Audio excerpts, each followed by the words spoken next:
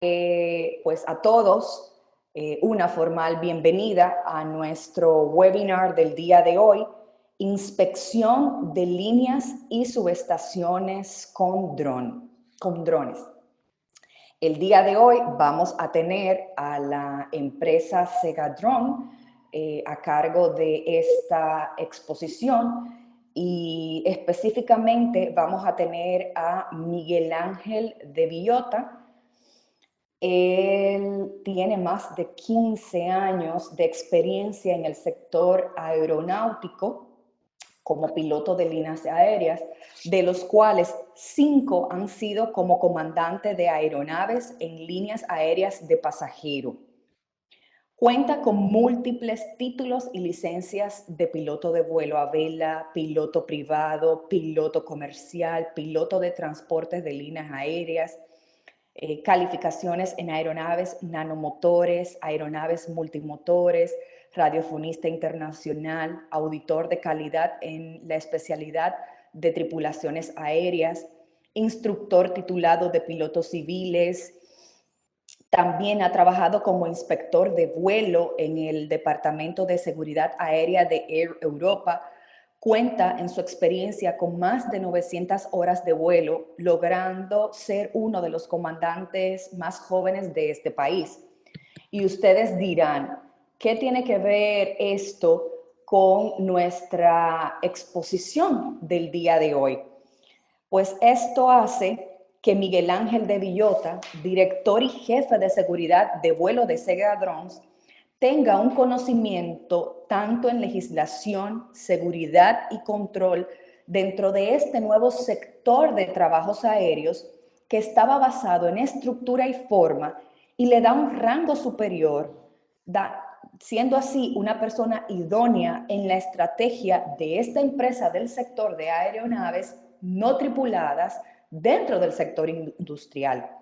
Además de esto, en el sector energético, Miguel Ángel de Villota es actualmente subdirector de la distribuidora eléctrica Juan de Frutos García, donde desarrolla el reto a los nuevos e importantes cambios normativos y tecnológicos desde hace más de 5 años en la mejora del rendimiento del mantenimiento preventivo y correctivo y el desarrollo de herramientas e interfaces para GIS y SCADA.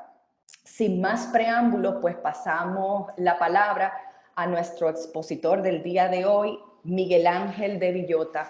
Buenos días, Miguel Ángel, bienvenido. Buenos días, Larisa. Muchas gracias por haber contado con nosotros en este importante evento. Saludar a todos y, bueno, en primer lugar, como os ha dicho Larisa, tenía un pequeño imprevisto, con lo cual no cuento con la wifi de la oficina y les pido disculpas en el caso de que la conexión no sea buena o haya dificultades. En principio, supongo que a lo mejor en la parte de vídeo puede haber una interferencia de streaming, pero esperamos poder operar correctamente para la webinar que han organizado. Ahora mismo te escuchamos perfecto, Miguel Ángel. Pues entonces, genial.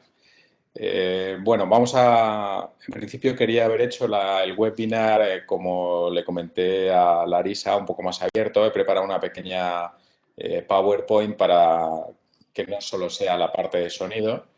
eh, y luego iremos a lo que a todo el mundo le interesa. Primero haremos la parte visual de presentación con datos, qué es lo que afecta, cómo está configurado todo este sector. Y luego al final pondré 2 vídeos que nos van a dejar con un sabor de boca de querer más, pero donde se ve perfectamente las necesidades y haremos correr un poco el deseo y en cierta parte la imaginación de a lo que han venido, que es sector energético y distribución, y ir al detalle de esa imagen final en la que se ven los defectos, que es lo que estamos buscando. Entonces, Voy a ver si puedo conectar la presentación. A ver.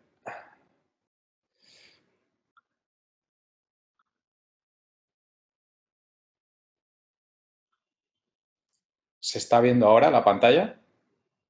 No, no podemos ver. Vamos a esperar a A ver un ver, momentito si carga. a ver.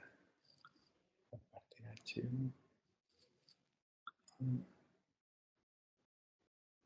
A ver.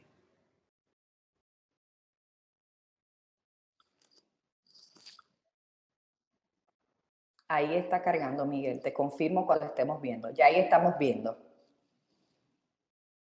Vale, perfecto. Bueno, pues aquí vemos lo que todos habéis venido a ver. En principio, pues tenemos aquí unas torres de transporte. Aquí en la imagen no se ve el dron porque si realmente el dron estuviese ahí tampoco lo veríamos. Eh,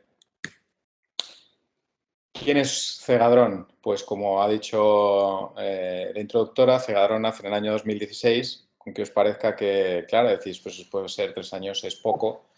Nace como una startup y con la idea de ofrecer servicios industriales especiados en detección con drones para compañías del sector industrial. Pero realmente de donde nace es de la distribuidora y de la propia necesidad de servicio de esta distribuidora y de hacer implantes tecnológicos para mejorar el servicio de mantenimiento preventivo. Entonces, Cegadrón nace de esa parte de la distribuidora y de la parte que yo puedo aportar en la distribuidora. Yo en ese momento estoy trabajando en la distribuidora como su director y llevo toda la parte de mantenimiento y digitalización de red y vengo del sector aeronáutico como os ha explicado ya previamente Larisa. Había un pequeño fallo ahí que eran 9.000 horas, no 900, porque con 900 estaría todavía un poco verde, pero fueron casi, bueno, sin el casi 16 años. Entonces unimos la parte del sector aeronáutico y volcar toda la experiencia del sector aeronáutico porque el equipo no deja ser una parte aérea y unimos con la distribución. Esta distribuidora tiene más de 110 años, pues fue pionera en una parte de Castilla y León en Segovia y unimos las dos situaciones, que es sector energético, distribución y parte aérea. Aquí en esta diapositiva podemos ver qué es lo que hace Cegadrón. Cegadrón tiene la parte, Cegadrón tiene la parte de sector energético, infraestructuras, tenemos una parte de desarrollo de negocio de formación y otra parte de desarrollo en consultoría. La parte de servicios es la parte inspección pura. La parte de formación la desarrollamos porque no había nadie ni a nivel nacional en España ni a nivel internacional que diese este tipo de formación para pilotos de drones que ya tienen la licencia para pilotar drones y quedaba ese hueco en el mercado para poder ofrecer ese tipo de servicio especializado, porque como todos sabéis, los que trabajáis en distribución y en sector energético, es un sector con unas tipicidades muy específicas. Y por lo tanto, había muchas empresas que decían que hacían este servicio, pero luego realmente no sabían ni siquiera cómo presupuestar esta situación, con lo cual os podéis imaginar que ya si es complicado solo pasar un presupuesto, pues imaginaros hacer una inspección. Y luego tenemos la parte de consultoría, que es muy importante para grandes empresas que están tratando de implementar este sistema, pero no tienen ni el know-how en la parte aérea, ni tienen el conocimiento de empresa y estrategia o tecnológico para el desarrollo de esta tecnología. Inspecciones con RedSmart, pues es la principal actividad, como les he comentado.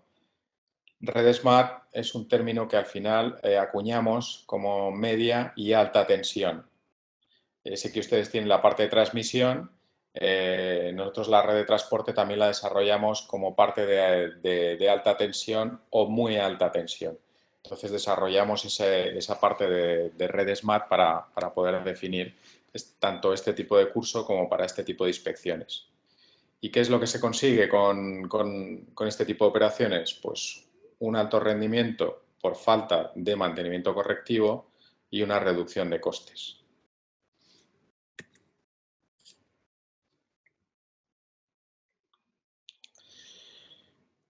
En las revisiones industriales, pues el ADN principal de Cegadrón es el sector energético, como les he comentado, por la parte del ADN de distribución.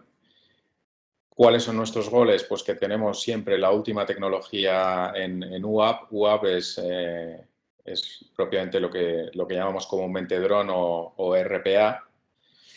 Tenemos termógrafos TC1, ahora veremos por qué. Estamos certificados en ISO 14001 y en 9001, que es gestión de calidad y medio ambiente, y somos pioneros en la formación del personal en este tipo de inspecciones. Y dentro del sector energético tenemos el sector principal, que es redes, la parte de plantas solares, plantas termosolares, centrales termosolares, aerogeneradores eléctricos, eólicos y las centrales nucleares. En todo esto hacemos un englobamiento del tipo de inspecciones que se pueden generar con este tipo de tecnología. Aparte, pues claro, cuando tú tienes un cliente que normalmente los que están metidos en generación tienen una pequeña parte de distribución porque tienen una red a la que llega una pequeña subestación o una subestación donde se aporta o se recoge la energía. Entonces, al final tienes que dar esa cabida a todas esas partes. Incluso en la parte indoor, pues como veremos, también tenemos equipos para tuberías forzadas en generación hidráulica e incluso para revisión en las propias centrales nucleares.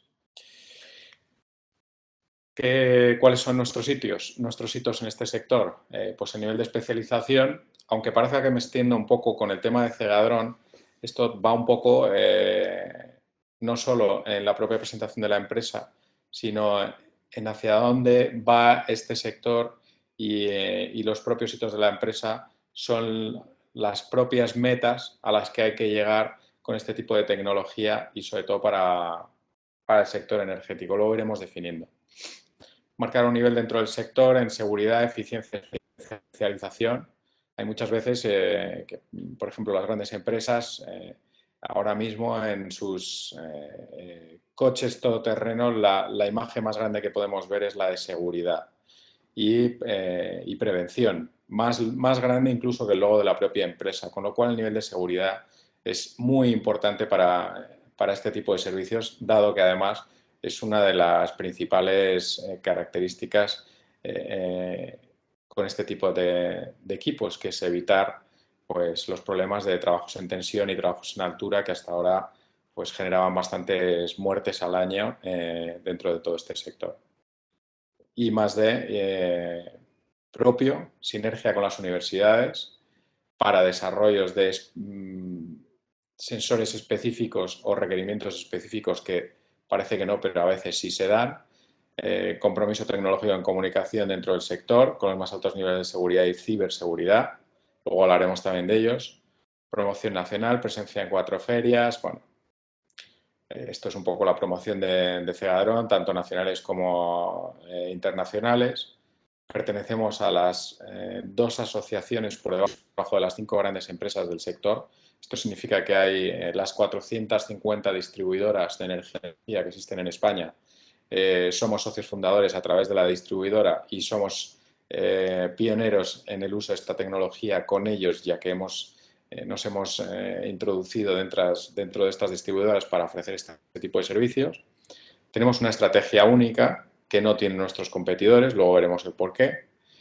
Y esto es importante, la formación, no solo aparte de que no existía este tipo de curso o formación, tiene otra otra ventaja, y es la capacidad de ser más elásticos a la hora de afrontar trabajos con otras distribuidoras o con otras empresas. ¿Y vemos por qué? Pues porque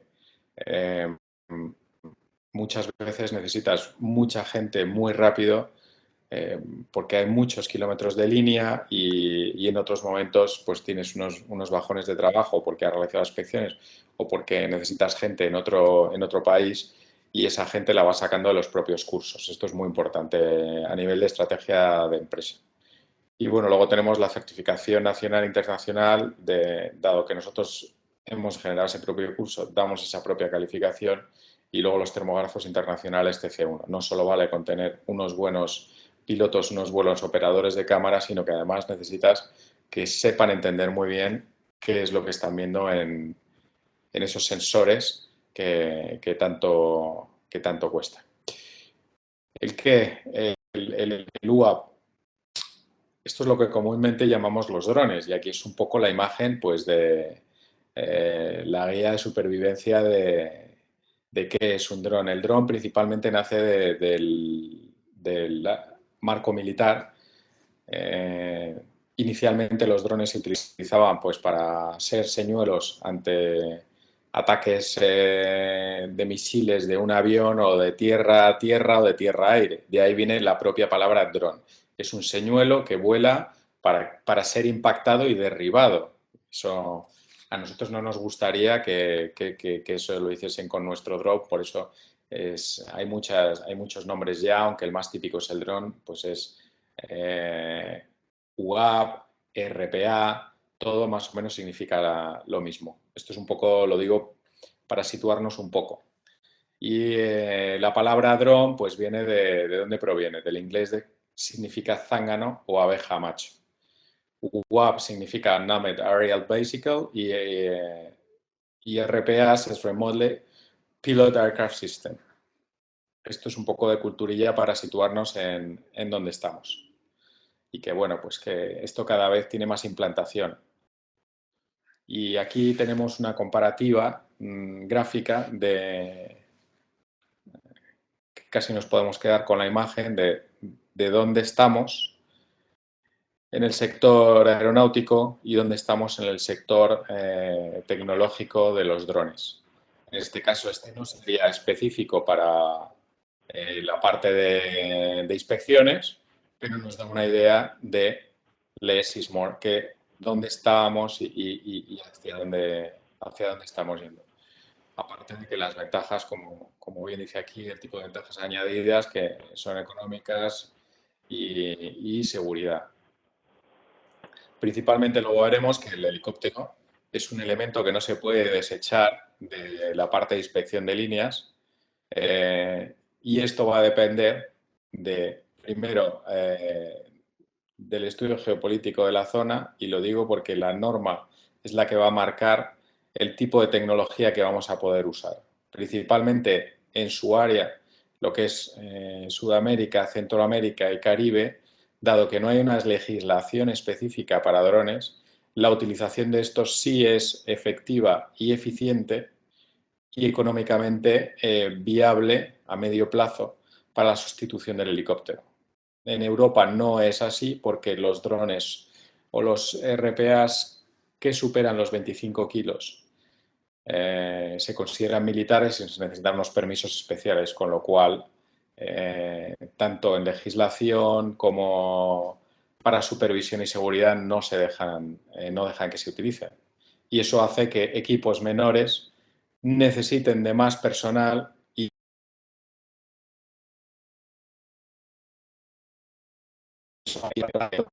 energía en largas distancias, con lo cual ahí no podemos sustituir el helicóptero, por lo menos en la zona europea. En la zona que están ustedes sí existe esa posibilidad y sí existe la posibilidad de ser eficiente. El presente. Con esta imagen no quiero dar una imagen de primitivismo, pero sí quiero que se queden ustedes con la parte de que toda esta tecnología que estamos disfrutando hoy y que es de este año, el año que viene la podemos colgar directamente en el armario o usarla de pisapapeles porque esto va muy deprisa. Entonces, el presente es parte del pasado porque esto va muy rápido. ¿Qué es lo importante de tener en cuenta en este sector? Y ya sí vamos directamente al sector energético. Pues primero, ¿qué infraestructuras son las que vamos a volar? ¿Cuáles son las afecciones? ¿Cuáles son las alturas? ¿Cuáles son los permisos y necesidades que vamos a tener para volar esas infraestructuras? En Europa, todo, como supongo que también allí, estos son consideradas infraestructuras críticas y dependiendo de algunas de ellas, por ejemplo, como pueden ser las de transporte o transmisión, se consideran estratégicas. Esto significa que no se pueden volar así por así, sino que tienes que obtener unos permisos, tienes que notificar y no solo, por ejemplo, en este caso, al Ministerio de Defensa, sino al Centro Nacional de Infraestructuras Críticas, al Ministerio del Interior, porque como todos ustedes saben, esta tecnología se puede usar no solo para cosas efectivas, como pueden ser estas del mantenimiento, sino como para otras menos agradables, y eso significa que se pueden ver afectadas. Entonces, las infraestructuras que se van a volar son importantes a nivel de permisos y luego a nivel también de procedimientos. Lo siguiente más importante serían los sensores.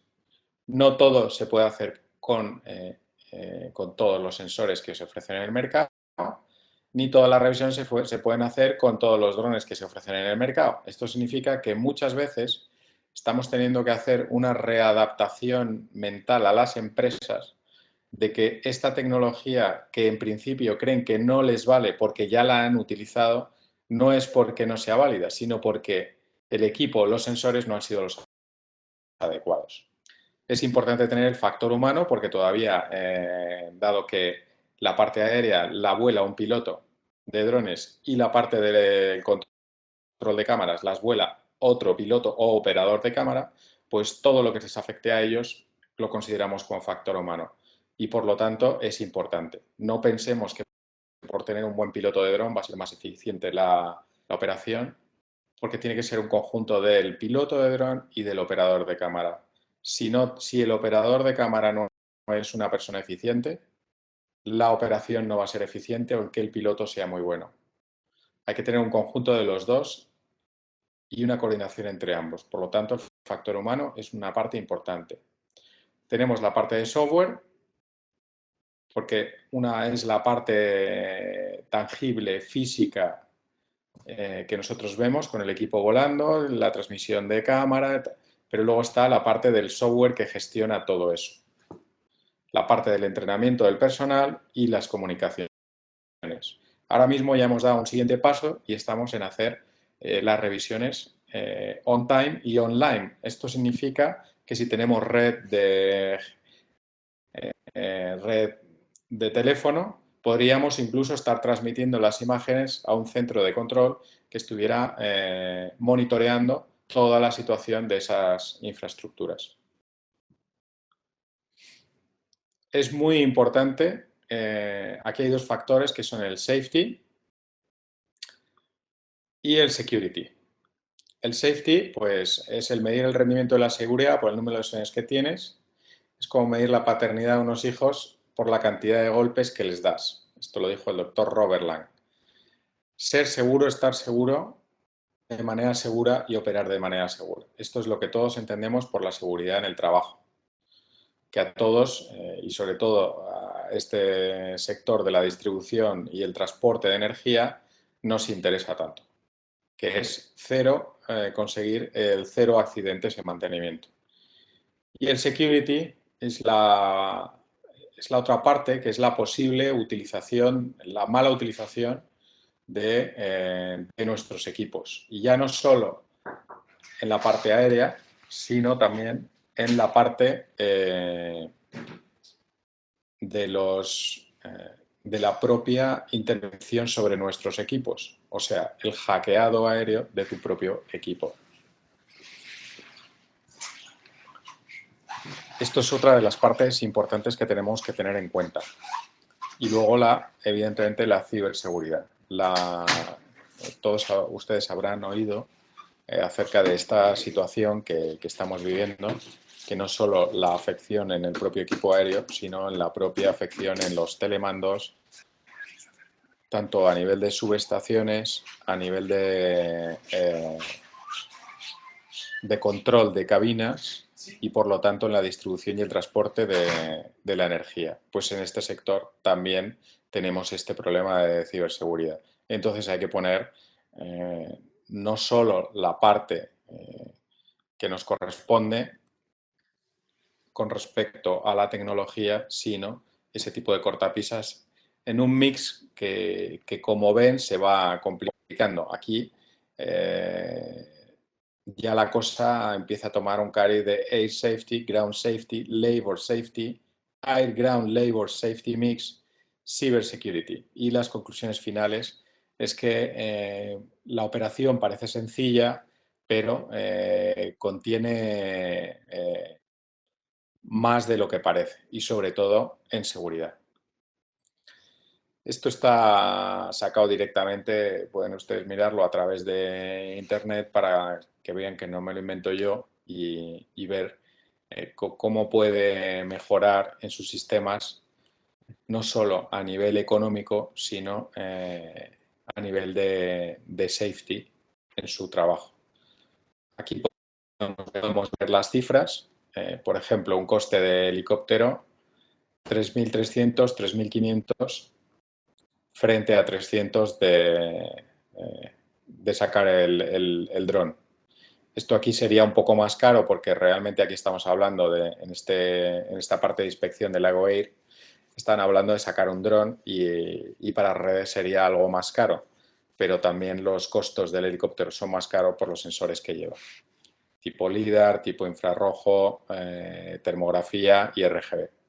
Y aquí vemos, pues esto es de AT&T, con lo cual podemos, este ejemplo sí lo podemos trasladar directamente a lo que puede ser trabajos en altura, sin incluir incluso los de trabajos en tensión, que serían sobre todo superiores.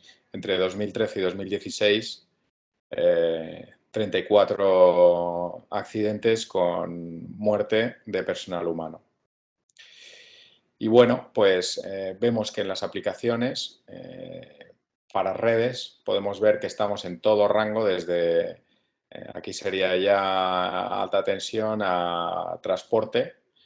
Cualquiera de estos equipos es susceptible. Podemos tener un análisis instantáneo, in context y un reportes online y on time. Esto es en generación, para que veamos otro tipo de ejemplo. Este es, algunos a lo mejor, si ya están duchos en la búsqueda de equipos para este tipo de sector, pues podrán ver, este es el Helios. Helios es un equipo que es una bola de 42 centímetros que tiene 3 giróscopos autonivelantes y que vuela dentro de una reja de fibra de carbono para poder ir golpeándose con todo, pero dispone también de una termográfica y una infrarroja. Es importante tener muy en cuenta no solo para el cuándo, cómo y dónde, la situación geográfica y la situación geopolítica del país. La geográfica es obvia porque no es lo mismo volar en una parte de desierto, una parte de jungla o una parte montañosa. Eso va a hacer que el equipo sea más eficaz, menos eficaz, tanto porque es más lineal, no hay que subir montañas, cruzar ríos, el desierto aumenta para que se vayan haciendo un poco la idea de los factores que influyen. Y luego las partes geopolíticas, pues como estábamos comentando, la más importante son las normativas, el uso, la seguridad, y ahí iríamos pues toda la parte de Europa. Hay un tipo de equipos que no se puede utilizar para las redes de transporte por normativa, peso y lo que se llama el BVLOS, que es por debajo de la línea visual. lo cual quiere decir que podemos mandar a 90 kilómetros a un dron con un plan de vuelo y puede seguir la línea y haciendo una inspección continua con un LiDAR, digamos, a 21 metros por segundo, generando una nube de puntos durante 90 kilómetros, lo cual es maravilloso, pero ese dron pesa más de 25 kilos y necesita unas necesidades vía satélite, unos controles que en Europa todavía no están habilitados pues, por el problema de ciberseguridad y seguridad. ¿Qué pasa? Que estos problemas ustedes aquí no los tienen porque no hay una normativa que aplique directamente sobre este tipo de equipos, con lo cual es más fácil el uso de esta tecnología. Y eso afecta a las condiciones geopolíticas del uso de este tipo de herramientas. ¿Cómo nos afecta más? Pues por una parte, aparte de las geopolíticas y de este tipo de normativas, tenemos la parte de normativa estrictamente que se refiere a la parte técnica del sector energético y por otra parte tendríamos la parte de regulación aérea.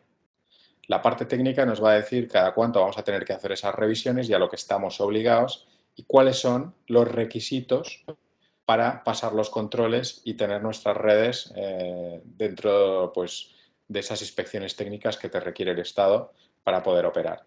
Y luego está la parte aérea, que son las partes a las que te tienes que ajustar. Hay zonas en las que tú puedes volar tranquilamente porque no hay ninguna afección y otras que está cerca de aeropuertos, cerca de ciudades, en las que la regulación es mucho más estricta y que necesitas de estudios de seguridad aérea adicionales para el uso de esta tecnología. ¿Para qué? Pues para sacar todos esos datos que ya estamos recogiendo en base a imágenes, que estamos recogiendo en base a sensores y que hay que gestionarlos, porque esta tecnología está muy bien, pero claro, lógicamente luego la gente dice, bueno, esto es como cuando se ha implementado en Europa todo el tema de telegestión. Entonces, es fantástico porque es una técnica, es tecnología, esos datos que se sacan de los contadores de cada cliente van directamente a un concentrador, ese concentrador lo envía a un sistema de gestión y Ébola tenemos todas las medidas. Pues esto es igual, pero luego te das cuenta que dices, bueno, pues si es que como antes iban a leer los contadores, los operarios, y lo gestionaban ellos, yo tenía 3 operarios y ahora resulta que tengo la telegestión y necesito 5 operarios para gestionar el dato y los sistemas que toda esta información genera. Entonces, ¿dónde está el beneficio? En la rapidez y en el tiempo. Y aquí intentamos dar un paso más con esta cuestión de todo el dato, porque luego el dato hay que gestionarlo, de nada nos sirve sacar unas fotos maravillosas y luego nadie te dice qué es lo que hay que hacer con esos datos. ¿Y esos datos en base a qué? Pues esos datos se hacen en base a la normativa también que requiere cada estado soberano para sus redes. Pues las distancias al conductor, cómo declaras ese daño, si grave, leve, si hay que notificarlo, si no hay que notificarlo. Es muy importante saber que lo que a una distribuidora le vale, a otra no le vale. Y ahí está el ejemplo de la geografía de esos propios elementos. En Caribe será muy poco importante la corrosión hasta cierto punto de todos sus apoyos, de todos sus conductores, porque estará más controlado y sabrán que en todos sus apoyos cada X tiempo van a tener esa corrosión, que no una empresa que está en zona montañosa, que no tiene ese nivel de corrosión por la sal y que sí le va a interesar más o va a darle un nivel de afección diferente. Entonces, primero está la norma, primero es cómo definimos esa parte de gravedad y después está la parte de cada una de esas distribuidoras, el nivel de afección que le da. Para una puede ser una cuestión muy grave porque es un elemento constante o que es un elemento el que él va a priorizarlo y para otras distribuidoras ese elemento va a tener una menor afección, con lo cual su nivel puede ser menos importante. Esto se hace primero en base a norma y luego en base a cliente. Y después, ¿qué hacemos con todo eso? Porque estamos en la era de la digitalización, que es una de las partes más importantes de esta herramienta, en base a todos nuestros activos tienen que estar digitalizados, tienen que estar inventariados y tenemos que saber el estado en el que están cada uno de estos activos. Todas las distribuidoras deben de tener su GIS. En su GIS tienen que tener todos sus elementos técnicos de distribución diferenciados, georreferenciados, y ahora tenemos una capa más, que es poder dar la opción de que la propia distribuidora tenga esa herramienta implementada a modo de capa en la que nosotros incluimos toda la información, tanto un informe por escrito como la fotografía con el vídeo. ¿Qué es lo que conseguimos a través de esto? ¿Y cuál es otro de los beneficios de este tipo de tecnología? Y quizás la más importante, es la tangibilidad de la imagen y la trazabilidad de esta imagen sobre cada uno de los activos. Hasta ahora estábamos haciendo las cosas a la antigua usanza, prismático en mano y todoterreno 4x4, camioneta monte arriba. Entonces era una persona la que decía o tenía en cuenta si ese activo técnico estaba bien, no estaba bien, si ese activo técnico necesitaba mantenimiento o no necesitaba mantenimiento. Y en último caso, pues para pasar esas OCAs trienales, para la autorización de la operación, pues llevaba a un ingeniero externo a la propia distribuidora, que era el que finalmente decía si sí o si no. Ahora mismo con este tipo de herramientas tenemos esa capacidad de directamente tener la imagen y la tangibilidad y todo el mundo puede ser el que tenga un criterio sobre una imagen que está ahí. Eso no es una imagen que ves a través de un prismático y es o no es, no, es. Y tenemos la trazabilidad en el tiempo porque a partir del segundo año tú puedes empezar a empezar a ordenar tu mantenimiento en base a la degradación de tus activos. Esto significa que a partir del tercer, cuarto año, tú ya tienes una idea muy clara de la degradación de todos estos y cuáles, en dónde tienes que hacer una parte de inversión más importante y en dónde estabas haciendo un exceso de inversión. Todo esto puede quedar reflejado en el GIS como una capa para cada uno de tus activos. Por supuesto, cada año este tipo de equipos pues son más eficientes. La batería es uno de los hándicaps de este tipo de tecnología porque está limitada y en los últimos 3-4 años, fuera de lo que se haya dicho, mantienen ese nivel de consumo que puede estar en torno a unos 20, entre los 12 y 17 minutos de operación de vuelo, un equipo muy eficiente. ¿Dónde está la tecnología yendo? A reducir el gasto de motor, aerodinámica de las palas, a los pesos de los sensores, a los pesos del hardware que llevan estos equipos implementados. Por una parte, se implementan más servicios a ese equipo y por otro lado se reducen el peso. Al final está la cosa entre los 12 y 13 minutos, dependiendo también de la altura. En el altiplano, pues la eficacia del equipo también baja porque la densidad de aire es muy baja y el equipo tiene que meter más motor para mantener ese rate. Y en zonas donde hace mucho frío, pues el rendimiento es mucho más bajo porque las baterías se agotan también. Es importante también para tener en cuenta esto que llamamos en Cegadrón in context, on time y online. Online significa que puedes estar haciendo la revisión y puedes tener un ingeniero en otra zona del mundo, inclusive, revisando lo que tu equipo está viendo. Y in context es la persona que está haciendo la revisión, que posteriormente hace un postprocesado por si se ha quedado algo en las imágenes que no haya visto por una reflexión sobre su propia pantalla o porque no lo ha visto en ese momento. Siempre se hace una pasada más rápida, pero es el mismo inspector el que está haciendo esa... Hola. Es el mismo inspector el que está haciendo esa propia ese propio análisis de ese elemento técnico. Con lo cual,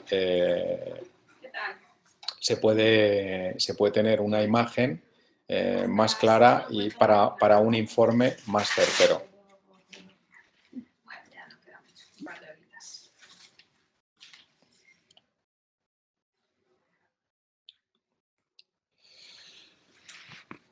¿Cuáles son los goles que estamos implementando y hacia dónde van las cosas? Hacia dónde van las cosas, porque esto está empezando a implementarse este año. De hecho, es primicia.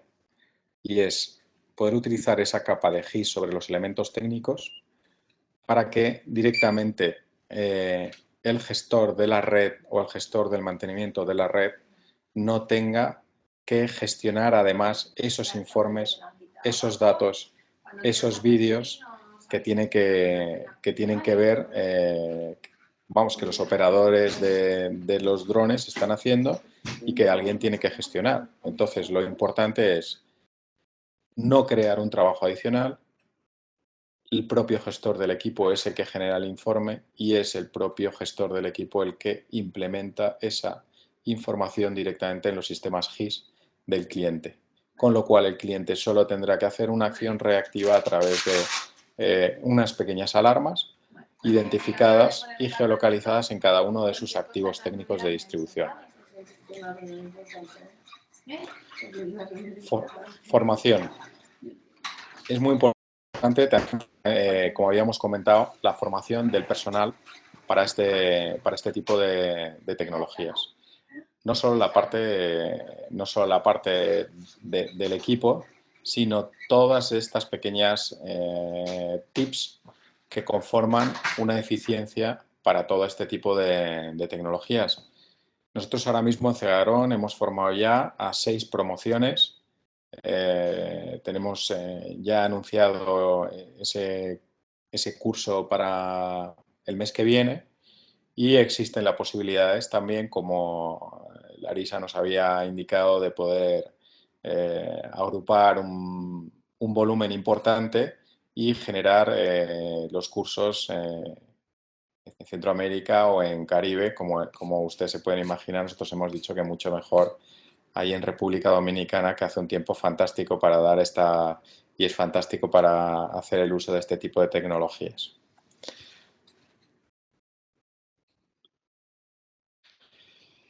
¿Y dónde está el futuro o el futurible de esto? Pues como se pueden imaginar, y esta imagen es bastante clarificadora, es en la inteligencia artificial.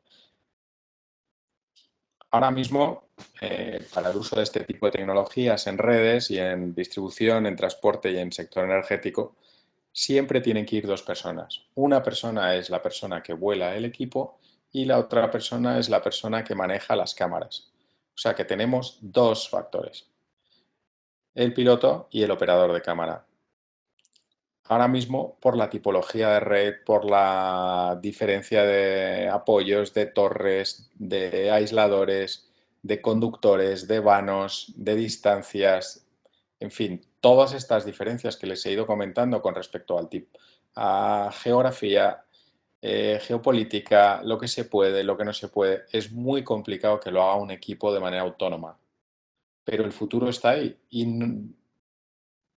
no me gustaría decir que pueden pasar más de 5 años para que este tipo de tecnología sea completamente autónoma y a través de algoritmos que están funcionando ya para otro tipo de inspecciones, sea la que directamente ejecute el vuelo, identifique los elementos técnicos, tanto vanos, apoyos, termografía, etc., saque el error y todo lo que hoy hacemos a través de varios pasos, pero en los que siempre intervienen personas, pilotos, operadores de cámara, inspectores, ingenieros, termógrafos, pues que, disculpen, todo eso se haga de manera automática a través de inteligencia.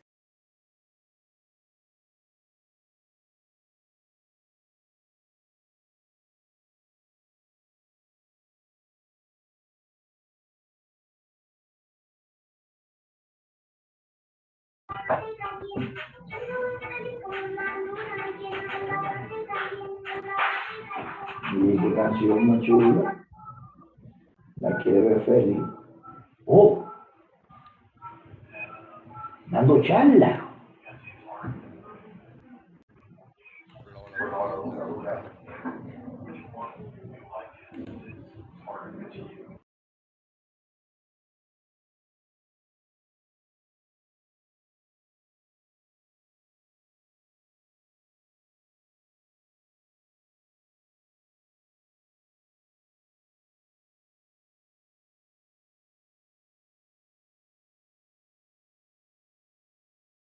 Y es un vídeo que hicimos sobre la propia pantalla del operador de cámara. Con esto quiero decir que es como un vídeo casero para que vean la capacidad directamente de lo que es el sensor. Y cuando vean esto, ustedes ya pensarán de otra manera, porque esta imagen les va a cambiar. Entonces, siempre me gusta utilizar esta imagen para ver la capacidad del sensor y hasta dónde llega. La voy a poner 2 veces porque es muy interesante.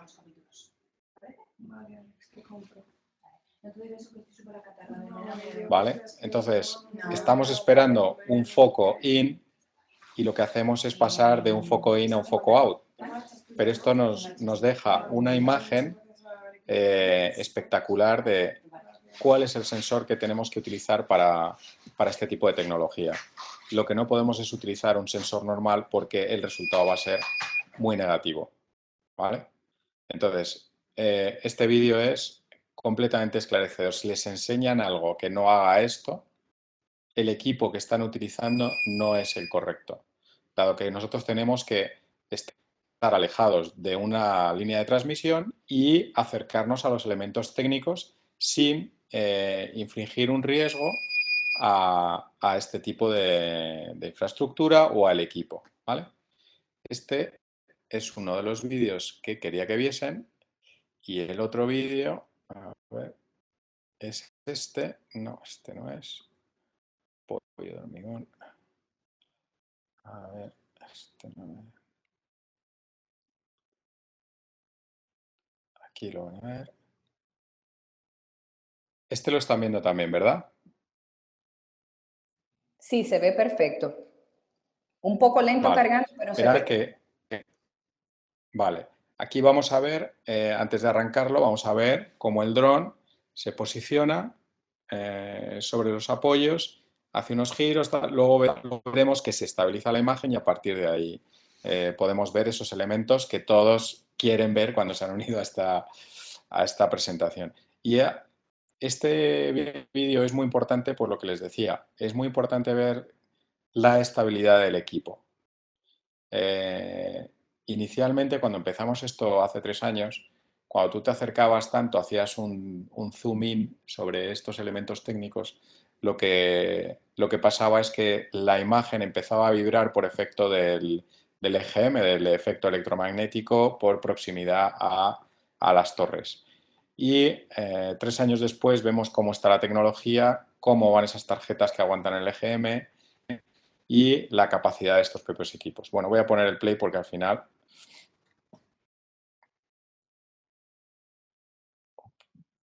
pueden ver que estamos ahora mismo, esta es una torre que podemos estar a 45, 50 metros y verán la velocidad del viento que hay abajo y la estabilidad del propio equipo. Cuando haga zoom y enfoque a uno de los elementos podrán ver esto. Yo puedo parar, ahora mismo paro la imagen. La imagen de inspección es una imagen siempre que tiene que estar viva, tanto en RGB como en termografía. Utilizamos imágenes de vídeo, no se hacen fotografías, porque la parte de la inspección tiene que estar viva. Si yo lo que no he visto un perno en un lado, a lo mejor en otro fotograma lo tengo. Si solo tengo una foto, no tengo información suficiente. Aparte de que sobre toda esta imagen de la foto, tú puedes hacer un pantallazo y crear una propia fotografía, con lo cual es importante tener en cuenta eso también. Las imágenes no son estáticas, sino están vivas. Yo puedo parar aquí y volver a ver. Y aquí estoy viendo si falta el perno, el estado de los tensores, cómo está el amarre, si tiene la tuerca, si esta tuerca también existe, y puedo seguir inspeccionando. Puedo volver a parar, puedo volver a investigar. Esta imagen, no sé cómo les estará llegando a ustedes, pero aquí no está en la resolución completa que da la cámara. Está un poco reducida para poder emitir la imagen. Con lo cual, en alta definición, o sea, en alta definición de verdad, todavía habría más resolución para la inspección. Pero vamos, ustedes saben el tamaño de cada una de estas piezas. Yo puedo parar, puedo seguir, puedo parar.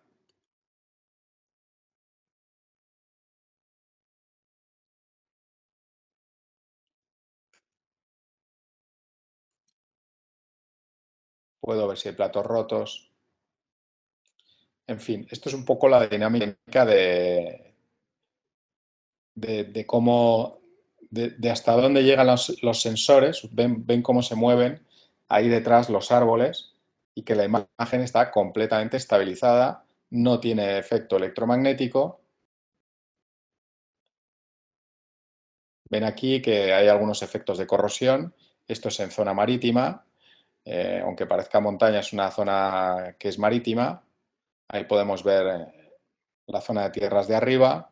Vemos cómo está el cable en la parte de arriba del fuste, que está un poco oxidado, pero vemos que no está ni deshilachado, que aquí tiene su perno, que están las estas, que aquí sí hay, es la parte del fuste sí tiene un poco de pérdida de la capa protectora. Todavía podemos incluso acercarnos un poco más y ver en detalle, pues, les repito, esta imagen no está a alta en HD completamente, dada primero la transmisión y segundo que lo están viendo a través de un archivo que ya está reducido.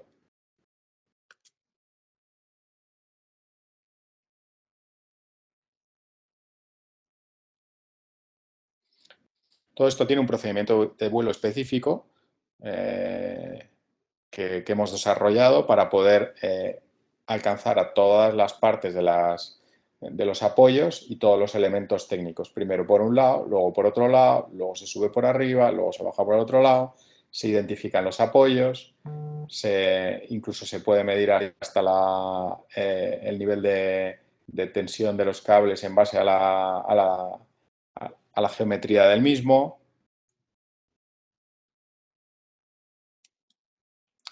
Y esto es un poco, porque aquí en el vídeo, a ver, no sé si aquí hay alguna cosita más. Cada uno de estos vídeos tienes la parte en RGB, que es la parte visual que podemos ver, y el otro sensor que lleva el equipo es la parte de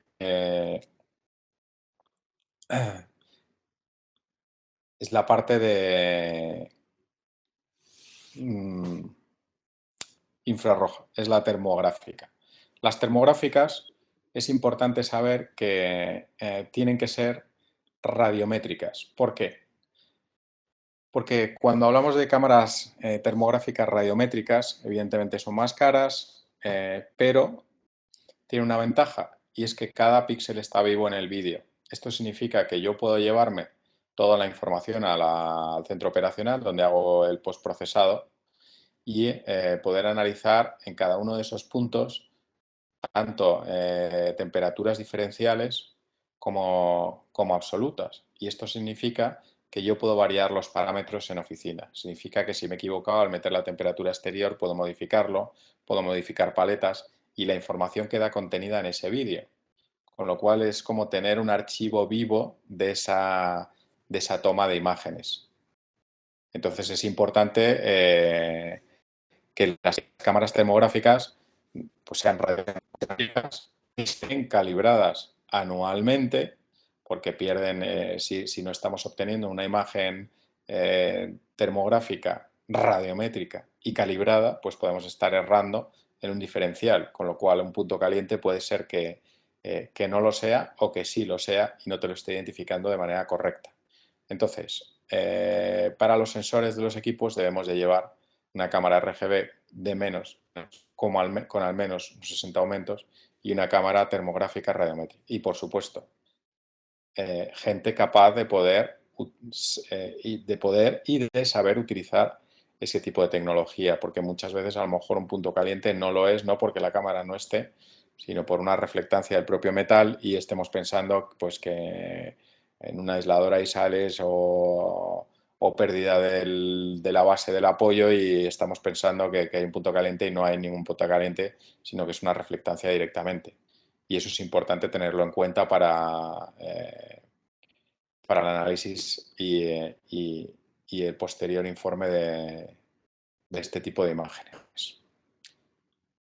Y bueno, pues aunque el vídeo ha sido corto, pues es importante para poder ver cómo son este tipo de inspecciones. Luego se pueden extrapolar a otro tipo de instalaciones, otro tipo de que te puedes encontrar en los vanos, colgados, los plásticos, los óxidos, la tornillería, el balanceo, la diferencia de tensión entre conductores, los puntos calientes, centros de transformación, tripolares, pues en general todos los elementos. Y en las subestaciones pues ocurre un poco lo mismo. Las subestaciones son un poco más delicadas para el vuelo porque necesitas otra altura y necesitas hacer ciertas comprobaciones por los efectos de los electromagnetismos dadas las altas tensiones tanto de entrada como salida de las barras, en fin, tiene una metodología específica de vuelo. Y yo creo que podemos dar paso a la parte de preguntas. Perfecto, Miguel, tenemos aquí un montón. Entonces vamos a ver cómo podemos optimizar mejor y aprovechar que la conexión sigue a nuestro favor. Entonces, Vale. comienzo. Acerca de los drones, ¿cuál es el tiempo de vida útil u horas de vuelo de una aeronave? ¿En cuánto tiempo un modelo de dron se vuelve obsoleto? Pues ahora mismo un buen equipo está aproximadamente en un año y medio, no llega más. En año y medio tienes el sucesor y el problema no es que digas, bueno, pero para mí sigue siendo operativo, sino que es que las baterías tienen un ciclo de vida pues, de 30 a 40 ciclos y dejan de ser efectivas, con lo cual te juegas ya no solo la batería, sino el equipo y los sensores. Sino que es que, como decía hace muy poco, estos equipos de vuelos no son equipos aeronáuticos, son móviles con 4 hélices. Esto quiere decir que es software. Si tú dejas de actualizar un software y surge un problema, pues tu equipo automáticamente está obsoleto.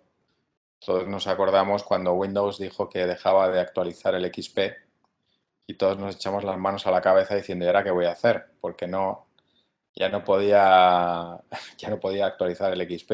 Pues esto tiene el mismo nivel de actualización. Es que se actualizan los sensores, se actualiza el software del dron, se actualiza el software de las baterías. Son baterías inteligentes ya. Por lo menos las que nosotros usamos. Las otras hemos dejado de usarlas porque no eran lo suficientemente operativas o eficientes o los equipos no estaban dándonos el nivel que esperábamos. Entonces, para baterías inteligentes, drones inteligentes y sensores inteligentes, más o menos yo no superaría el año y medio de vida.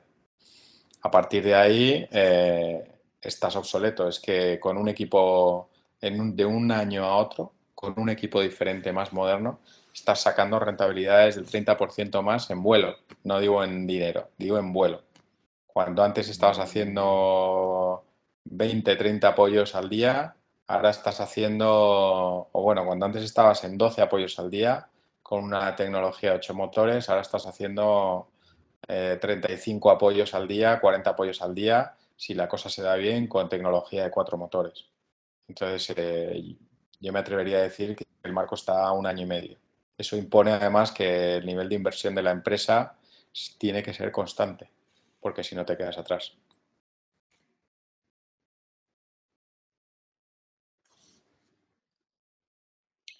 Acerca de la seguridad, ¿en qué consiste el término cybersecurity en el uso de drones? Pues el término de cybersecurity significa que más o menos tardan, si alguien quiere hackear un dron, lo puede hackear en aproximadamente 30 segundos.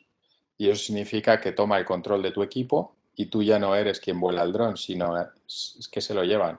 Ya no solo para poder hacer un mal uso de él, sino para robarlo directamente. Se han dado casos ya de robos de equipos en vuelo, de perder el control de tu equipo y que haya sido robado.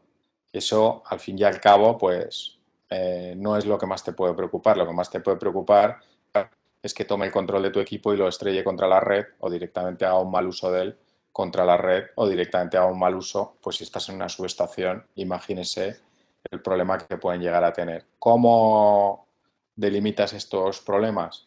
Pues a través de barreras contra los riesgos. Pues si tienes equipos que estás volándolos a través de un móvil, pues ese móvil tiene que estar en modo avión para no ser la parte que sea hackeable. Si ya te lo hackean en vuelo a través de otro equipo ajeno al tuyo, pues tienes otro problema, pero siempre tienes que poner barreras. Estoy viendo que me están haciendo un montón de preguntas por el chat y No, hagámoslos en orden. Las preguntas la envían al usuario del comité regional y yo las voy haciendo en el orden en que fueron llegando. De hecho, tengo un montón, entonces tenemos que continuar con el orden. Las preguntas las seguimos haciendo a través del usuario del comité, Miguel, para mantenernos en orden. Seguimos. Aplicaciones en Powerlines. La presentación mostraba voltajes iguales o superiores a 45 kV. ¿No es factible para voltajes inferiores? un momento, Larisa, que tengo un pequeño problema de... ¿Puedes repetir la pregunta? Porque tengo un problema, te oigo entrecortado ahora. Ok, vuelvo y Ahora. le comento. Aplicaciones en Powerlines. La presentación mostraba voltajes iguales o superiores a 45 kV. ¿No es factible para voltajes inferiores? Sí, no hay ningún problema en hacerlas por debajo. Todo lo que sea, a ver, entre 12 y 45, por supuesto. Todo lo que tenga una altura superior a la escala natural en redes es susceptible de hacerlo. En baja tensión no se hace porque,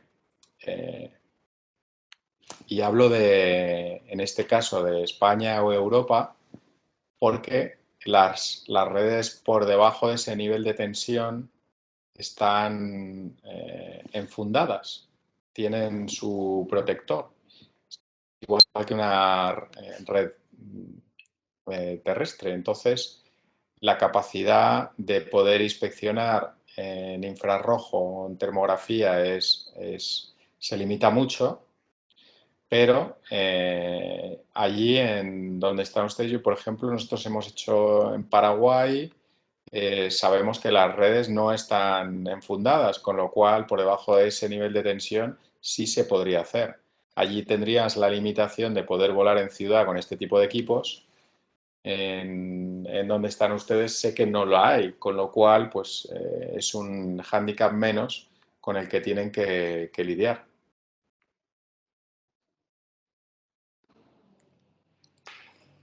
En la inspección de redes DAT, ¿cuál es el nivel de influencia de los campos electromagnéticos en el dron?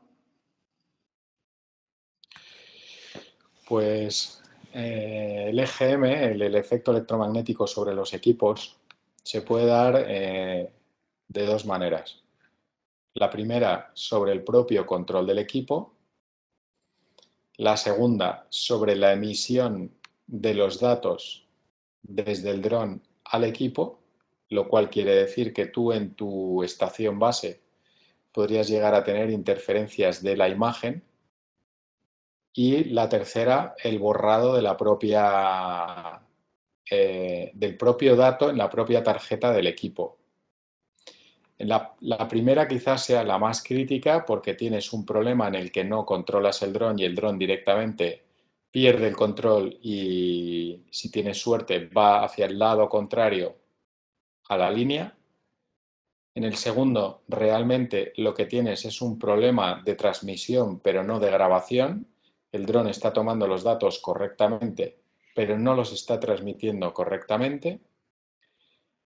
Y en el tercero, pues también es crítico, no por seguridad, sino porque pierdes el trabajo. Y es el borrado de la propia tarjeta de imágenes, donde se están recogiendo tanto los vídeos como las termografías por el efecto del campo electromagnético. Hay una pequeña afección también que ya es colateral, que es cuando tienes a máximo zoom esa imagen de ola, y esa imagen de ola es exactamente por eso, por un abuso de zoom y un efecto de EGM.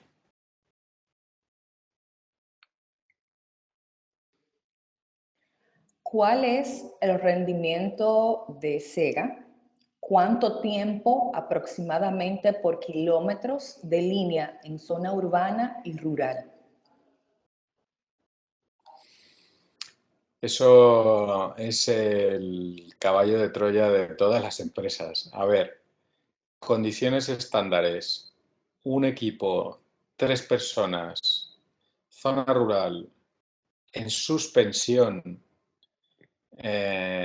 y llano, podrías estar haciendo,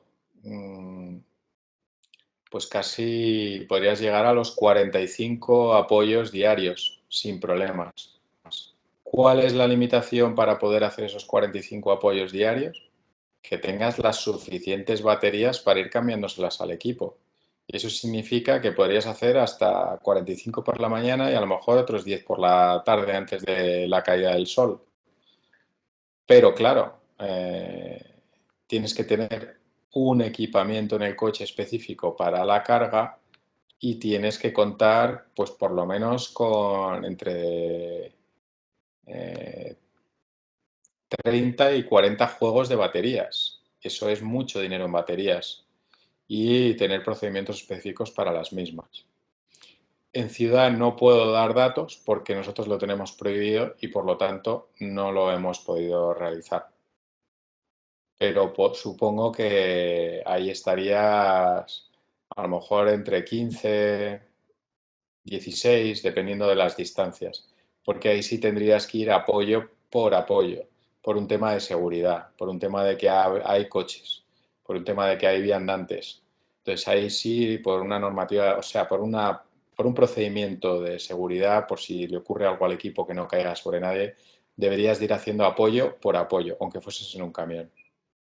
Pero no tenemos referencias como para poder saber la eficacia del equipo en ciudad porque aquí es ilegal y no podemos hacerlo. Nos preguntan varias veces a través del chat, Miguel, que cómo los pueden contactar para consultar sobre este tipo de inspecciones, pero en sistema de transmisión y de telecomunicaciones en estaciones que se encuentran en gran altura.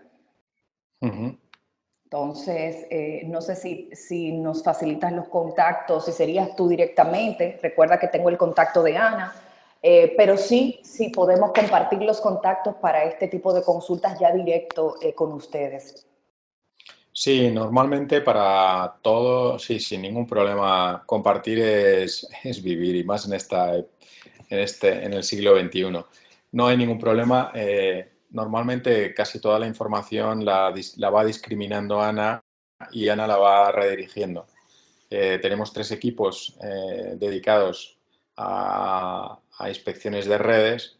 Entonces, según el sector o según el país, pues vamos derivando una persona o a otra, con lo cual sí es posible que quizás a través del correo, bueno, el de Ana sería también el de formación, puede ser a través de info@cegadrone.es, que es el correo genérico de la empresa, y ahí entran muchas cosas y se van discriminando a operaciones, a dirección. En cualquier caso, el mío es el de dirección y también contesto a la gente, así que no hay ningún problema. Perfecto, yo me comprometo igualmente al correo de los participantes remitirle toda la información de ustedes. De hecho, preguntan también que si nos vas a compartir esta presentación y los videos para remitirlo a los participantes, que si esto es posible. No hay ningún problema, lo podemos compartir y lo único es que si me dejas margen para poder enviar, puedo colocar la presentación y los vídeos, incluso algún vídeo más y imágenes termográficas que seguramente tengo en el ordenador aquí, pero se han echado en falta en la presentación, podemos colocar algo más de información y en una carpeta en la nube y dar el link de esa carpeta con toda la información para que la gente pueda acceder a la misma. Perfecto, entonces te lo voy a agradecer y así la compartimos a todos los participantes. Entonces, continuando, esta pregunta va de la mano con una anterior, pero la hago por si acaso hay que dar algún detalle adicional. ¿Han experimentado alguna interferencia, bloqueo por el campo electromagnético? ¿Existe un sensor de distancia de acercamiento a cualquier punto? Dígase transformadores, pararrayos, aisladores, etcétera. Sí existe. A ver, nosotros, para media tensión y hasta líneas de transporte, o sea, por encima de 66 kilovoltios, nosotros tenemos parametrizado una distancia de acercamiento.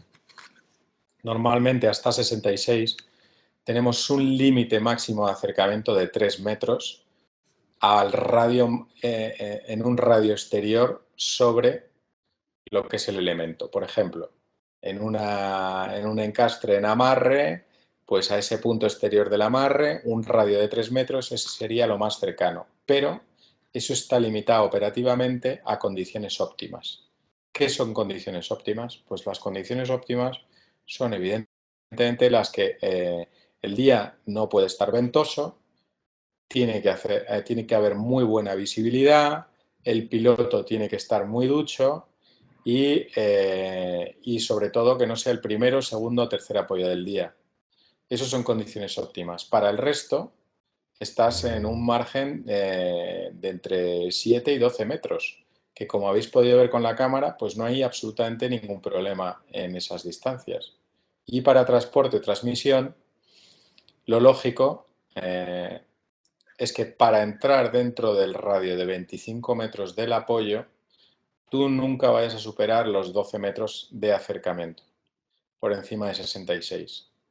¿Puedes acercarte más? Puedes acercarte más. De hecho, si tienes un equipo que está protegido por EGM, que los hay, pues te va dando una indicación sonora de que estás teniendo estás acercándote a una zona donde hay un campo electromagnético potente, con lo cual tú ya sabes que no te debes acercar. Si no tienes ese sistema, yo en transmisión no me acercaría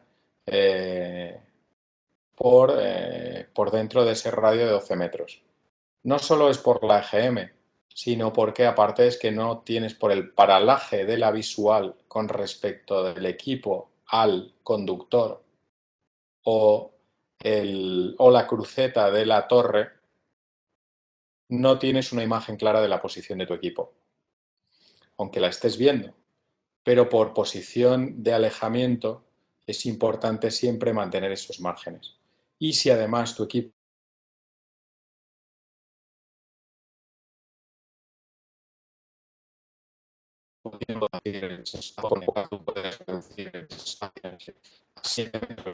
nunca se acerque cuando hay un obstáculo, que los hay, pues todavía te aseguras más de no cometer un error, porque ese error puede acarrear mucho dinero.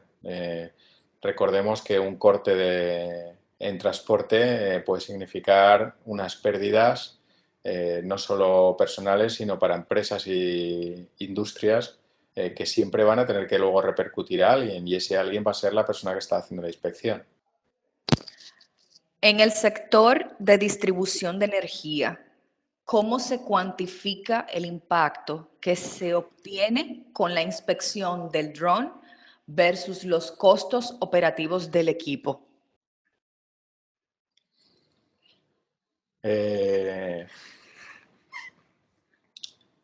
Los costos del equipo van en función del volumen de la distribuidora. Eso significa que si tú tienes una pequeña distribuidora que tiene 100, 120 kilómetros de líneas de alta o de media, pues seguramente en un año de inspección hayas amortizado sin lugar a dudas ese equipo y esos sensores.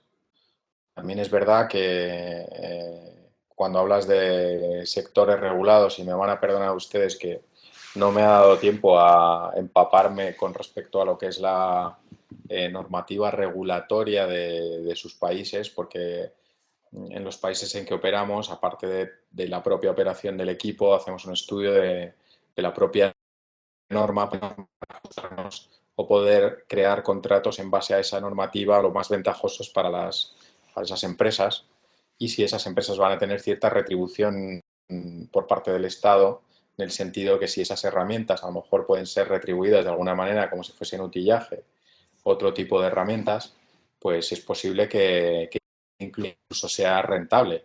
Hay otras operaciones en las que la situación es diferente. Lo que interesa es externalizarlo para cobrarlo en servicios externos de mantenimiento que son retribuidos a través por el Estado. Entonces, ¿cuántos equipos, si son rentables o no? Eso hay que hacer un estudio específico para cada tipo de empresa. Pero lo normal es que más o menos para esos datos que he dado por equipo sí sean rentabilizados. El problema es que la rentabilidad de esos equipos tiene que ser proporcional a la obsolescencia de esos mismos.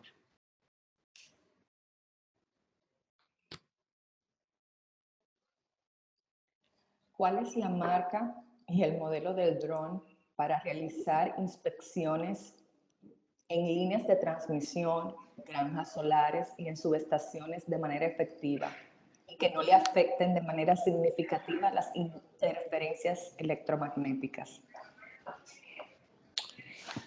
Pues hay diversidad. Nosotros en Cegadrón todos los equipos que tenemos son gama de JI industrial. Estamos hablando de un 210 RTK,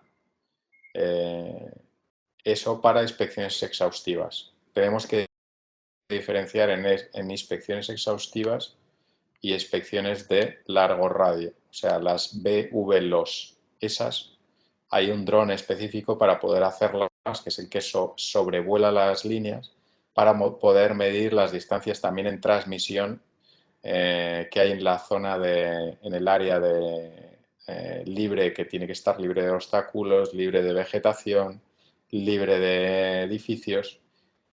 Para ese tipo de inspecciones, que son las inspecciones lineales, que no son inspecciones exhaustivas y que tampoco sirven para digitalizar activos, para eso hay otros tipos de drones, que ya hay varias marcas, que son lo que llamamos alas fijas. Para la exhaustiva sería el ala rotatoria, o sea, lo que son los de 4 motores, 5 motores, 6 motores, 7 motores, o sea, 8 motores, pero para las inspecciones lineales pues hay alas fijas, y en alas fijas hay un rango que, dependiendo del sensor que quieras utilizar, pues los precios varían mucho y ahí es más complicado.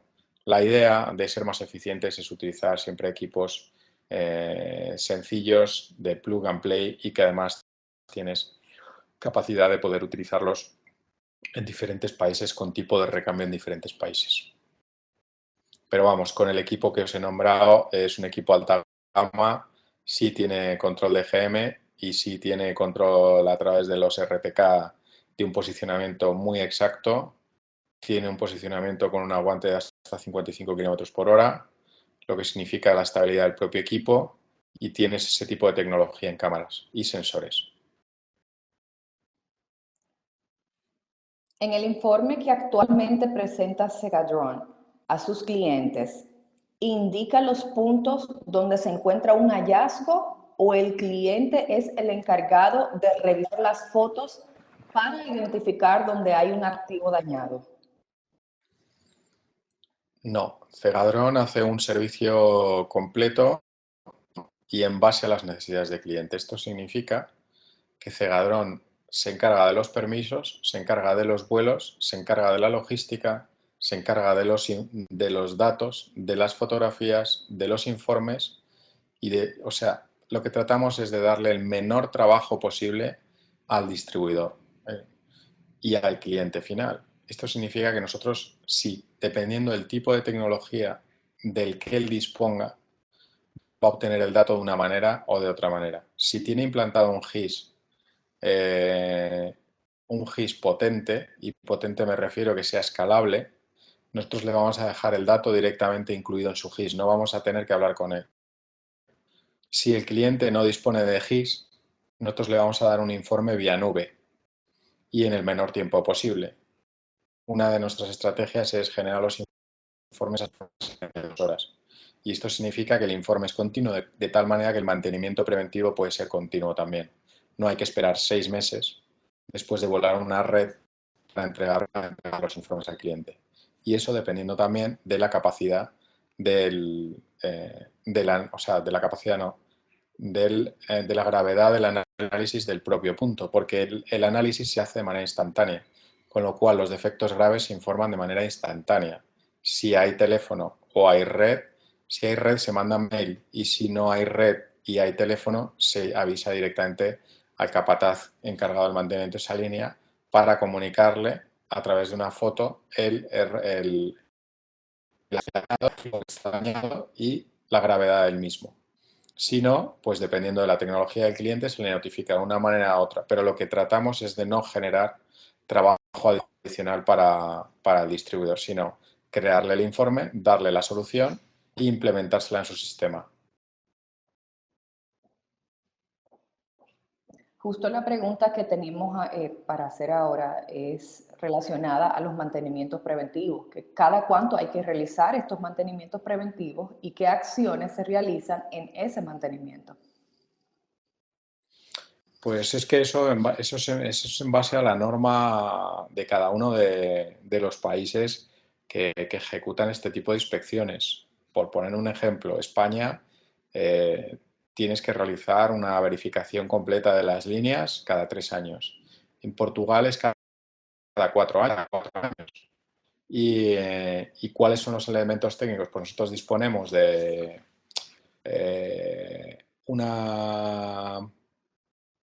una lista absolutamente completa con todos los requerimientos de la normativa y en base a esa normativa se identifican todos los problemas y luego está el mantenimiento de esos problemas, que esos los hace ya la propia distribuidora. Pero esos son en planes de mantenimiento. No se trata de decir te voy a hacer en 6 meses toda la distribución. ¿Y por qué? Porque tú necesitas tener un mantenimiento preventivo continuo de todas tus líneas y eso significa que si es a 4 años, pues yo te voy a volar las líneas a 4 años y te voy a ir entregando mensualmente todo eso. También tienes una financiación a 4 años de todo este sistema preventivo. Si yo te hiciese todo el mantenimiento preventivo en un mes, pues pagarías todo el mantenimiento en un mes y luego tendrías 3 años en el que no sabes cómo están tus líneas. ¿Cuáles son los programas recomendados para analizar los registros de vuelo?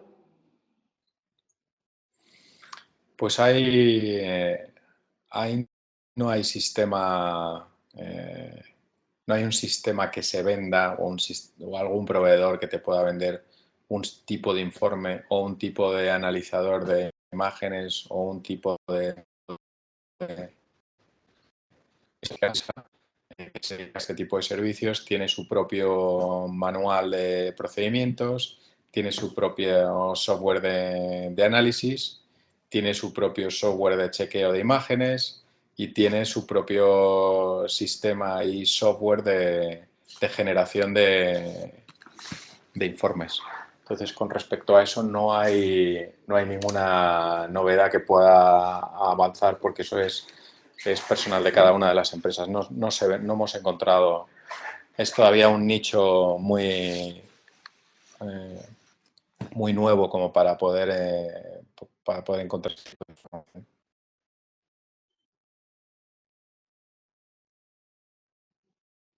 Nos preguntan si es posible que el expositor nos pueda compartir reportes de imágenes, diagnósticos y correcciones sugeridas.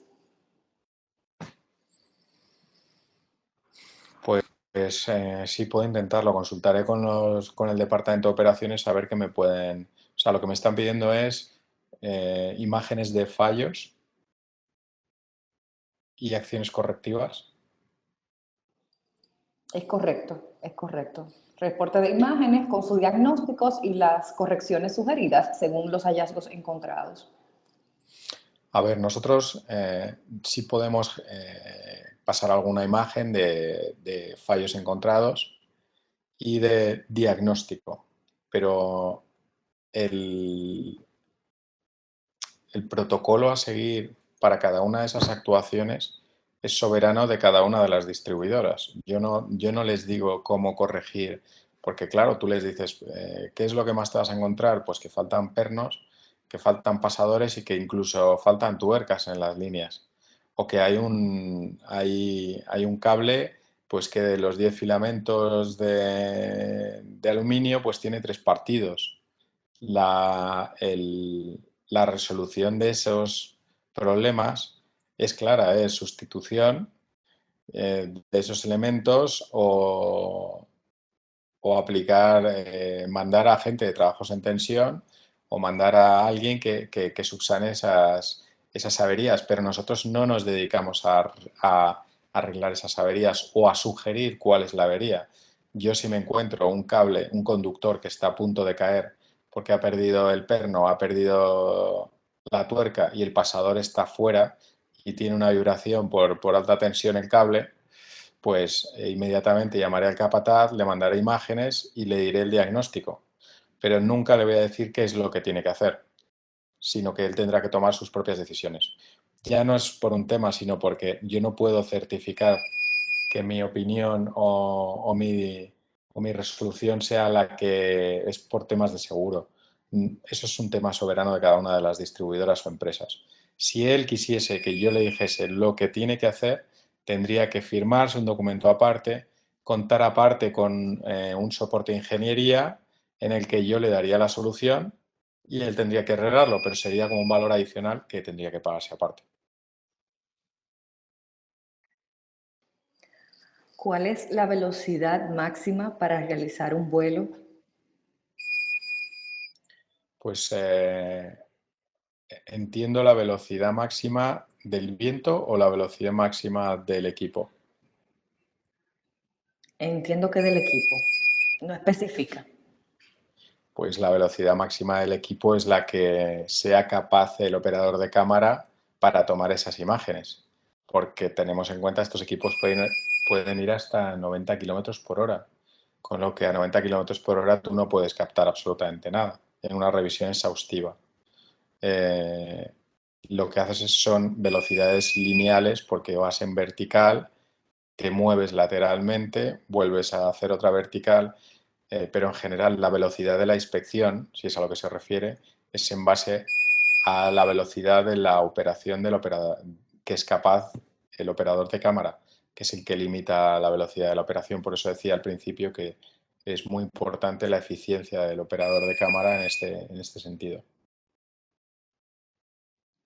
Se cuentan, ay, perdón, Si hablásemos de inspecciones lineales autónomas con el tipo de ala fija, pues ahí la limitación está en la velocidad del sensor láser, que podría llegar hasta 21 metros por segundo. Para hacernos una idea en qué equivale 21 metros por segundo, que es una velocidad muy grande, como nos podemos imaginar, estamos hablando de equipos de $500,000 a esa velocidad. Y estamos hablando solo del sensor y dron, aproximadamente entre el $500,000. A partir de ahí habría que implementar el software, el agente, en fin, la velocidad va muchas veces también en base a la economía. Pero esto en inspecciones lineales, en inspecciones exhaustivas es la velocidad que pueda imprimir el operador de cámara. ¿Se cuenta con video de imágenes a plantas fotovoltaicas? Sí, sí tenemos, claro, hemos realizado un montón de plantas fotovoltaicas. Y para las plantas fotovoltaicas pues es un poco lo mismo, necesitas una parte RGB y una parte termográfica. Principalmente parece que es más interesante la parte termográfica, que es la que te descubre los puntos calientes, y luego está la parte de NRGB, que es igualmente importante porque solo con la parte visual también estás descubriendo no en correctivo sino en preventivo un deterioro de la propia placa. Entonces, no sé si era esa la pregunta o que quieren imágenes termográficas de las plantas termosolares, digo, fotovoltaicas. No especificaban, pero entiendo que para saber si ustedes ya habían hecho este tipo de inspección en este tipo de plantas fotovoltaicas. Sí, sí hemos hecho, sí tenemos estudios y ahora estamos, igual que en la gestión de redes, estamos a través ahora, por ejemplo, el punto que nos encontramos es en la mejora de la información y de cómo implantarla directamente en el GIS para facilitar al cliente. Por ejemplo, en fotovoltaicas estamos esa misma parte, pero además en la generación de algoritmos de deep learning para poder reducir el tiempo en la entrega de los informes, las fotovoltaicas, porque claro, para medio mega pues no tardas nada, en 24 horas tiene el informe, o seguramente esa misma tarde podría tener el informe, pero cuando estás hablando de plantas de entre 47 y 100 megas, pues estás hablando de una superficie muy grande y en la que todavía no existe un algoritmo técnico lo suficientemente avanzado como para descubrir todos los puntos calientes, con lo cual siempre existe la parte humana, que es la que tiene que ya no solo identificar, sino además filtrar.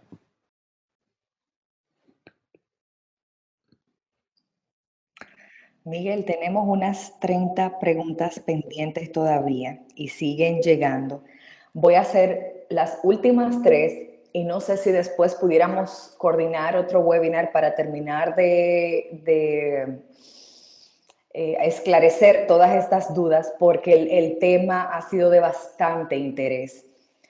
O repetir nuevamente el webinar para aquellos que no lo pudieron escuchar y que tal vez tienen igualmente interés en el tema, porque como te comento, o sea, todavía tengo 30 preguntas en cola y siguen llegando las preguntas.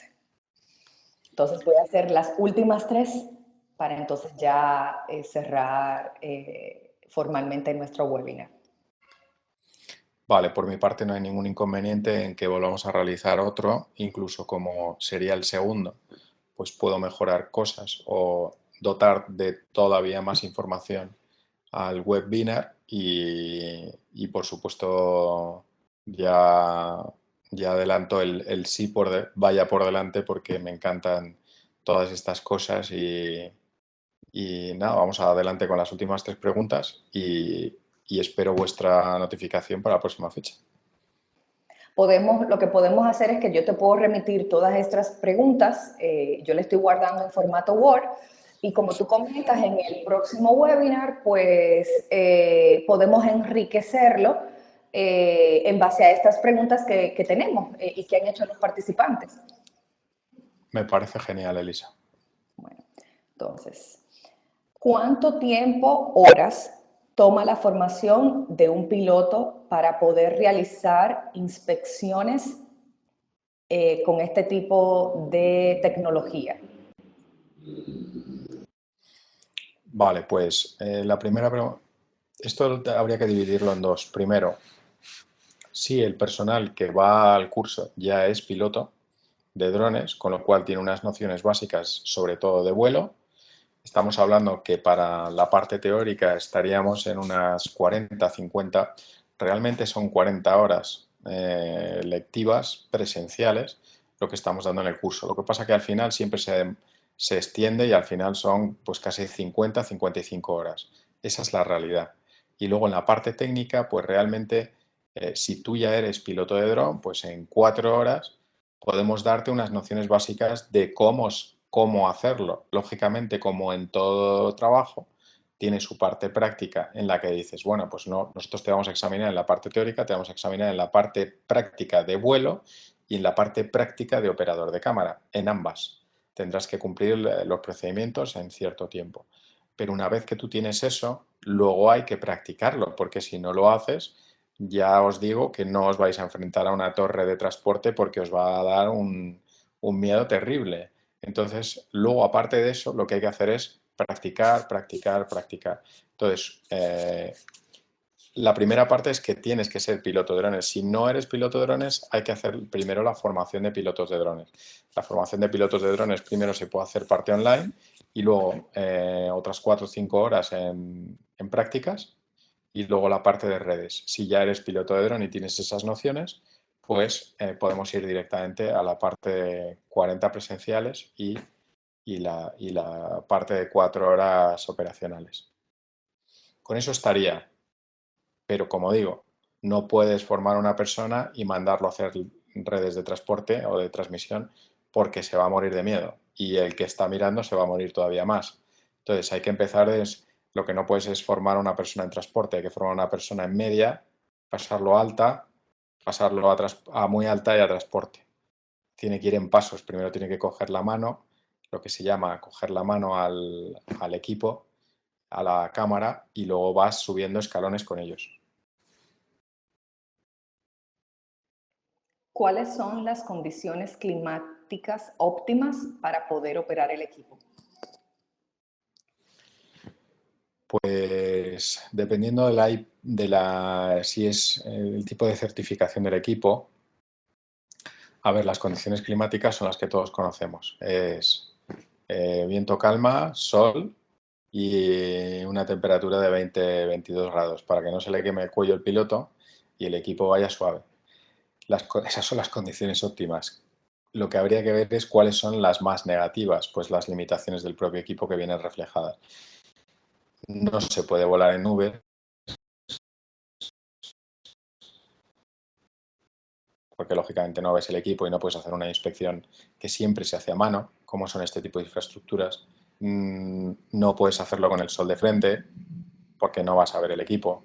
No puede estar lloviendo, puede estar ligeramente lloviznando, pero no podemos tener una tormenta caribeña porque te vas a quedar sin equipo, se va a ir al suelo.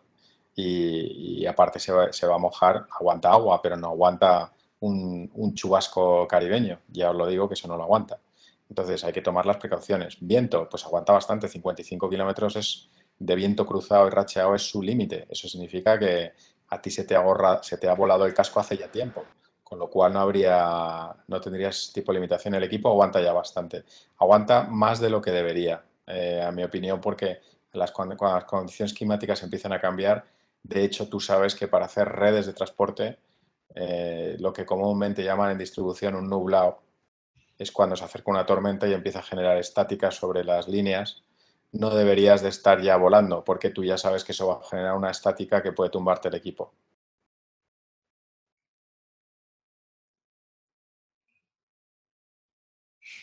Y ya para terminar con la sesión de preguntas y respuestas, ¿se puede realizar un análisis termográfico de un ortomosaico de una granja solar y con qué programa se realizaría el análisis?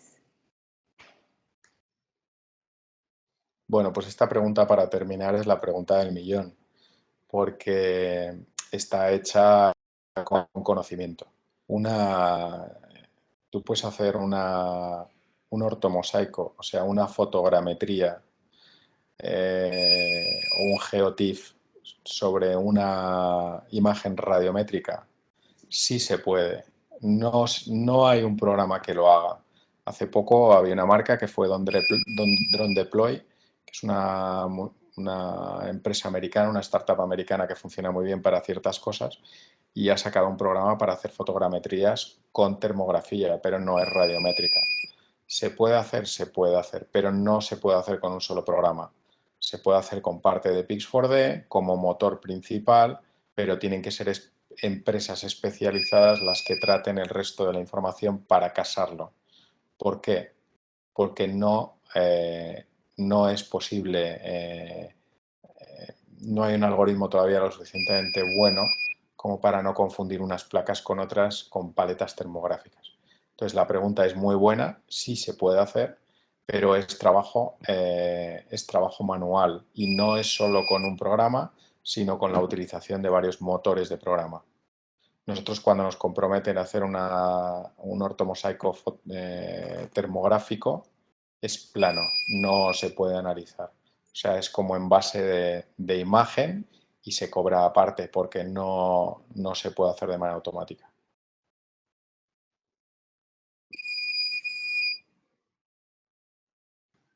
Bueno, pues entonces cerramos con esta pregunta, la sesión de preguntas y respuestas, y vamos cerrando formalmente lo que es nuestra conferencia del día de hoy.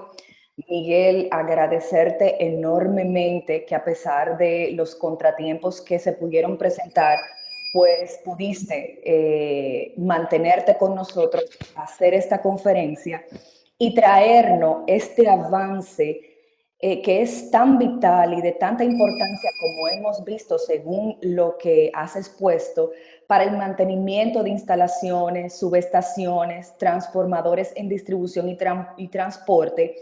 Y esta tecnología que está haciendo más fácil, accesible y eficiente este tipo de revisiones, además de que en muchos casos facilita el cumplimiento normativo dependiendo del país de donde se está realizando pues esta inspección. De verdad, Miguel, gracias por tu tiempo, gracias a la empresa por haber dicho que sí, por tu disposición incluso a que hagamos otro webinar donde todas estas preguntas que se han quedado en cola puedan ser exploradas y de verdad que mil gracias porque a pesar de todo estuviste presente y de hecho a la conexión de internet que aunque nos falló un poquito pues pudimos salir a flote. De verdad que en nombre de todo el Comité Regional de la CIER para Centroamérica y el Caribe, darte las gracias, extenderte lo que comentan en el chat, que muchísimas gracias, que excelente exposición.